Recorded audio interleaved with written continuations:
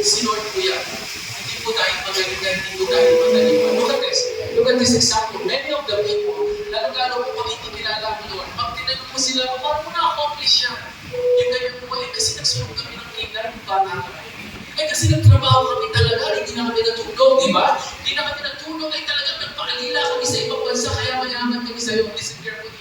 If you don't know how to acknowledge and honor the Lord, pag hindi mo marunong i-honor at in-acknowledge the Lord kung ano yung meron na, that will be very temporary. It will be hard. But those people who honor the Lord, those people who give glory to Him, those people who remember that God is my source and He is the one who was everything that I have, I tell you, God will bless you. God will honor you. I have so many testimony po, but I'm going to give you a testimony.